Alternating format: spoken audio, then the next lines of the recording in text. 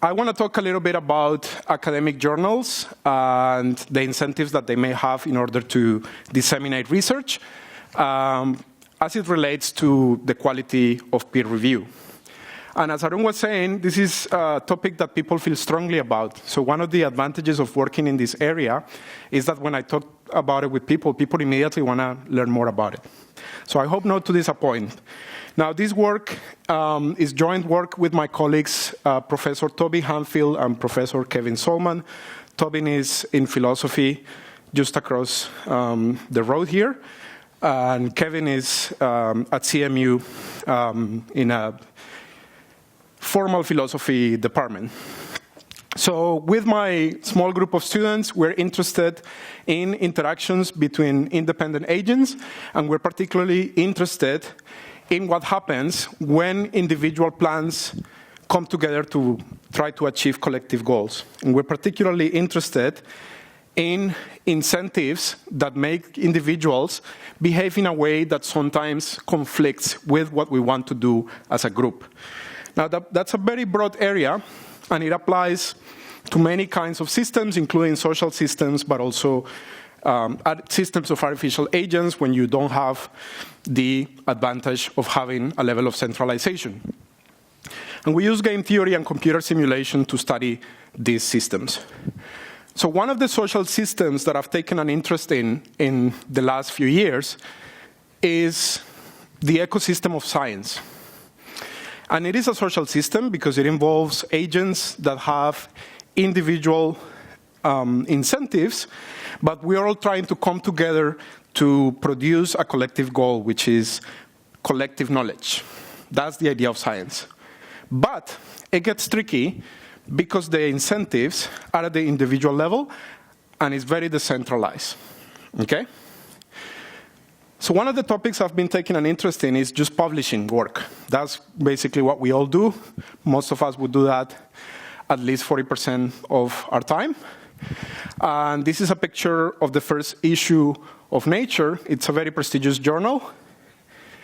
And this is slightly more updated cover.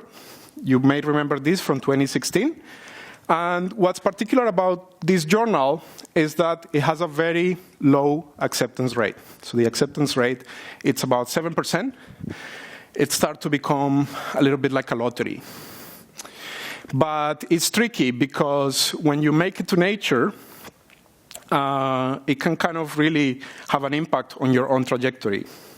So we think about things like hiring committees and promotion committees, and we tend to care about these things. And we tend to care about that acceptance rate because it somehow reflects the fact that it's not easy to get there, therefore something that is there may have actually a high level of quality. And I'm going to try to question that idea by looking at incentives. Now, I still read Nature, still one of my favorite journals.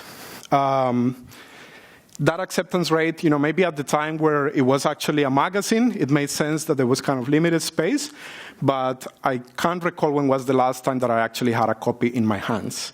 So that argument, it's a little bit tricky. So what's behind these high rejection rates?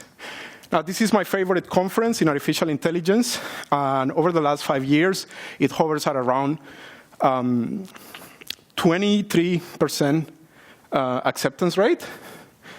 I'm actually missing it this year because it's starting, I think, yesterday, actually. If you're curious about other venues in AI, then you may find your favorite one in this data set. You can see that there's a trend to kind of have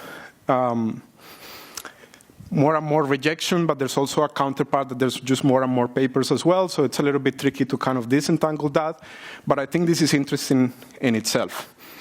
Now, if you think about computer science as a field, then we tend to be quite selective, particularly when compared to other fields such as the health sciences. And I find that a little bit odd, because I think the inductive risk of having a false positive in the health sciences is a lot larger than perhaps it is in business or philosophy.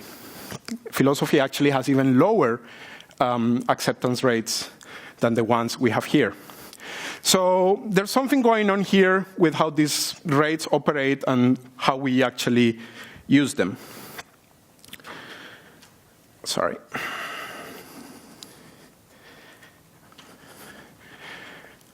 Better come back to this. Now, this is probably, judging by rejection rate, the most prestigious journal that there is. And you're welcome to submit. It's actually a very easy process, and you may claim to actually have submitted to this very, very prestigious journal. And that's because you will be rejected for sure. Okay? Now, this is problematic, and I think this journal was actually set up because of this, because it's a bit of a problematic concept. And so I'm just going to go ahead and give you the headline of what I think what the message of this talk should be. I think we should discourage scientific venues, including conferences in computer science, from advertising and discussing rejection rates. And you could maybe even be a little bit more strong with that discourage. So how do we get here? Now, historically, the way we use journals has kind of changed along the years. And so journals, when they started, basically they were primarily a way to communicate. And so they focused on disseminated information really fast in a world where perhaps there was no internet and so on. So it was very important for communities to see what other people doing, and it was basically communication. And I think this is somehow interesting because we're kind of coming back to things that actually have that role. If you think about preprint servers, they tend to be kind of focused on that these days. And mandatory peer review, it wasn't common at the beginning. So it actually very slowly became the norm in the decades following World War II. Up well into the 60s and 70s, you may have journals where peer review was up to the editor, and it was not mandatory. So the role of journals have changed from basically being focused on rapid communication to something that actually resembles more a certification, a mark that is telling me that this is actually good quality work. But that transition is likely driven more by the volume because this peer review basically became as a way of gatekeeping to kind of keep control of things that we had limited space for. Now, how do journals or venues work today? You are very familiar with this process, I'm sure. Academics submit a paper. Typically, the editor chooses to desk reject or to solicit peer review. You usually have 2 to 3 reviewers. There's different norms across disciplines that evaluate the paper with the idea that they're experts in the field. And they write reports for the author and the editor, usually anonymous and usually unpaid. On the basis of those reports, the editor makes a decision to accept, reject, or request some revisions to the paper. And depending on the journal, they may be for the rounds of resubmission, evaluation, before a final decision is made by an editor. Is this a good process? Well, today, the amount of work in unpaid reviewing is actually equivalent to 100 million hours per year only in the US. Articles on average are submitted 2.5 times. It takes increasingly long to publish papers, so if you kind of track throughout history, it takes longer and longer. In some disciplines like economics, it can take up to 5 years to get a paper published in some of the top journals. They have a different system that is based on preprints, working papers they call them, and they argue that this is the good equilibrium, but I think that's up for discussion. There's also a lot of variation in review reports. Almost 30% of the reports, according to some studies, are of very low quality, and there tends to be really low agreement between reviewers. So that's actually quite common. This will bring to mind the New Rips experiments of 2014 and 2021. I really like this paper that revisits the data and basically concludes that this process of peer review is good for identifying poor papers, but poor for identifying good papers. And they do that by basically looking at the data back then and tracking the fate of the papers that were rejected. Were they good papers? Were they cited? Were they important? And so on. So this rings a bell. Now, I want you to raise your hand if peer review has made any of your papers better. Good. Now, I want you to raise your hand if you think that peer review sometimes has been a waste of time for any of your papers. So that's quite common. Simultaneously good and terrible. Okay? Now, how are we going to approach this topic? Just going to keep an eye on my time. So there's a new kind of emerging field that we call science of science. It's interdisciplinary, includes behavioral scientists, computer scientists, people that are focused on data, people that are focused on models, a lot of people that work on networks. And there's a number of interesting questions there. For example, how should we credit scientists? And this sometimes even has made the way into some of the language that we use. We now talk about impact, for example. Very diffuse, but somehow it's there. How should research funding be allocated? Also a very interesting area. There's a game theory called Carl Bestrom that argues that the grants should actually be lotteries and just stop people from wasting all this time doing complicated applications, particularly in Australia, if you've gone to the ARC that kindly funded this research. How often should scientists share their results with each other? You may have heard about the slow science movement. People that strongly believe that doing science slowly is actually the best way to maximize our collective knowledge. And there's also a replicability crisis, particularly along the behavioral scientists. Science, and there's also actually some people talking about it in artificial intelligence. So I think there's actually many parallels between behavioral science and artificial intelligence. And likely, there's the case of the file drawer effect, whereby studies that are not significant are just kept in the drawer, and they should actually probably be published. I suspect, given the prevalence of empirical work and experimental work in artificial intelligence, this may be an issue as well in our field. So all of this is interesting, and we'll be focused here on trying to understand the incentives of the different parties that are at play and trying to design mechanisms that have desirable properties. So the question that my model tackles is, why don't just journals do a better job? It should be fairly simple, right? Just spend more time, get more reviewers. Some research says you get about 5 and so on. So why are journals actually not doing that? And we're going to do that by looking at a simple game theoretical model. Now, the model works like this. The editor or the journal sets a quality threshold and sets a level of effort that is costly into the peer review process. Why is this important? Because there's a scientist that knows the quality of their paper, but that information is private.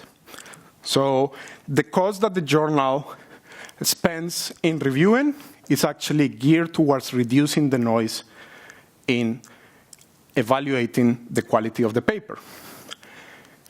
Knowing the quality of the paper, then the scientist decides whether they submit or not.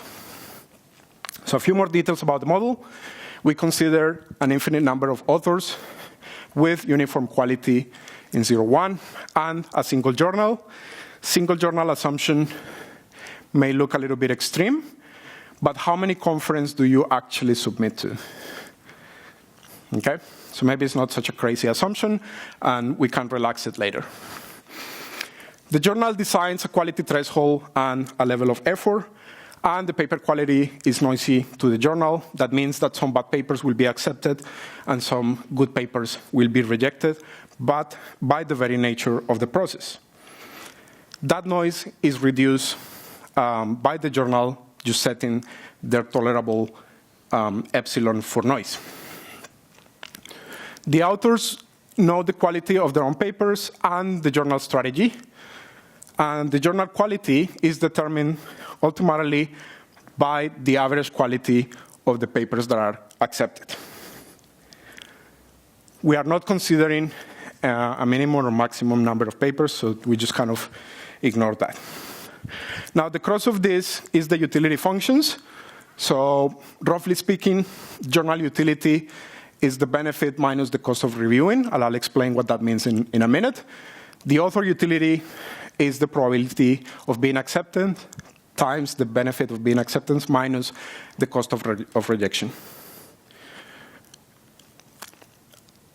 Now, the method, we are able to say some things about the shape of the submission sets using mathematics, so we can restrict in a somehow smart way our search space. We search for Nash equilibria. A colleague of mine was just telling me, when I hear the word Nash equilibria, I know that we're doomed. And that's actually kind of true, because it's a situation where no one has an incentive to deviate. In other words, if you're a scientist, you have no choice but to play the game. Does it sound familiar? It's a Nash equilibrium. Now, we verify the equilibria, which is really simple, and we are producing, for the most complex models, numerical exact results. So this is not a simulation. It's a simple search on the basis of some numerical approximations. I'm going to be trying to find a triplet that includes the quality, threshold, and the noise level set by the journal, as well as the submission set from the scientist that says, if a paper is this much quality, I will submit, otherwise I won't. And I'm going to look at two things. First, an ideal world where journals are incentivized by quality. And if you think about it, then what's important there is that the benefit is the average quality of the paper published. I'm going to also pay attention to that cost of rejection that comes to the author, and I'm going to assume that that's exogenous to the model. And when I basically look at the equilibrium strategies for that cost, it basically looks like this. So you can see that the journals, in this case, that basically their benefit is the average quality of the papers that end up in the journal, and you have function that is increasing in that cost that is exogenous. Now, the other view, I'm just simply going to replace that average quality of the paper for the rejection rate. So in other words, the editor is going to care about that rejection rate.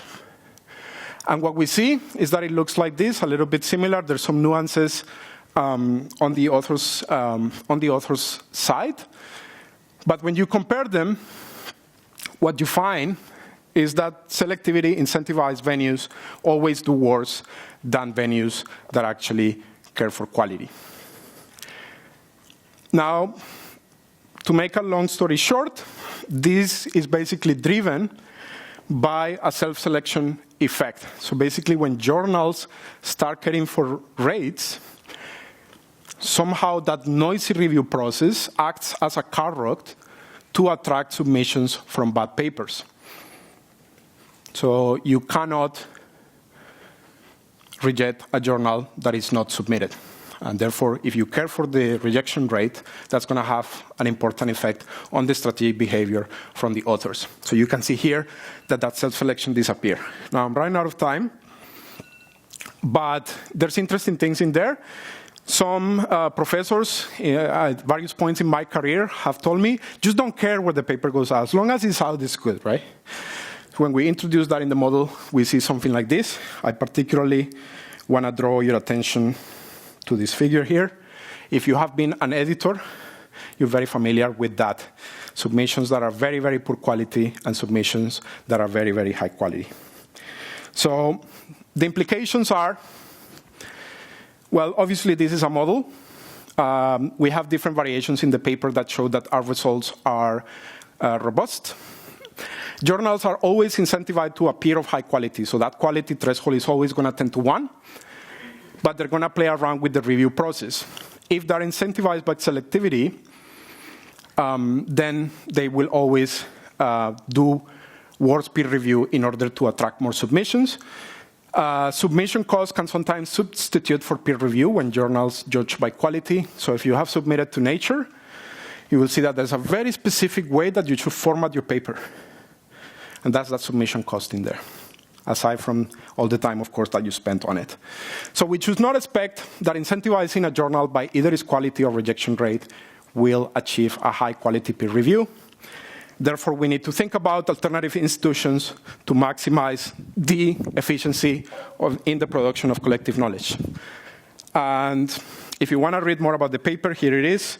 By the way, this has a very, it's a very fancy journal. And we are generally working in social dilemmas in science and knowledge. We're looking for collaborators, and I stop there. Thank you very much to you and to the Australian Research Council as well. Thank you. Lovely talk, Julian. Any questions? I mean, we have time for one question, if you have any questions. I can take questions after. Yes. Ariel?